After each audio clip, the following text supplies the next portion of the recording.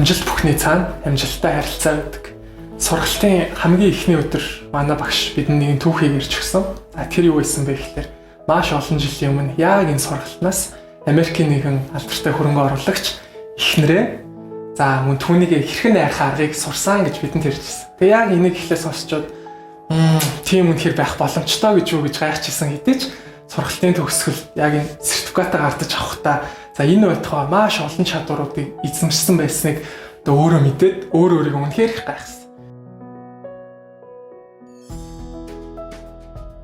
Сүүлийн улирал бол маш эзэгтэй үе байсан л да. Их сургуулийн төгсөлт хаяанд толчихсан. За ямар компанид орох уу, нөгөө компани намайг авах болов гэсэн айц хэргэлзээ бүхий маш эзэгтэй үе байсан.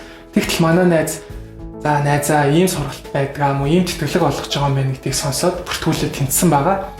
Тэгээд сургалтын төсөөлөл бол ерөнхийдөө за багш ямар ч байсан самбарын өмнө ярих юм байна.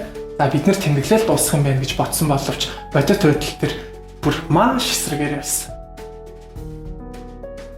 Багш биднийг хоёр хэсэгт хуваагаад за манай хэсгийг төр суулгаж агаад нөгөө хэсэгт текст хитүүд маягийн зүйл хийлгээд сууж байгаа хараад ёо би биш байсан ямар азтай юм бэ гэж батсан идэж за одоо танайг өрөвдөх юм гэхэд одоо олонний өмнө гарах ямар байдаг comfort zone буюу тухтай бүсээсээ гарах ямар мэдрэмж байдаг за бусдыг манлайлах тэгээд эхний алхам хийх тэр зориг ямар байдаг зэрэг олон чадваруудыг суулгаж чадсан да үнэхээр их баяртай байна. Дараагийн дүүнертэй зөвлөхөд та бүхэн Dale Carnegie харилцааны сургалтанд сурснараа хамгийн эхлээд тов хүн талаасаа мөн хоёрдугаарт орчин үеийн компаниудын шаардлагад нийцэх боловсон хүчин болж чадна гэдэгт итгэлтэй байна. Амжилт залуусаа.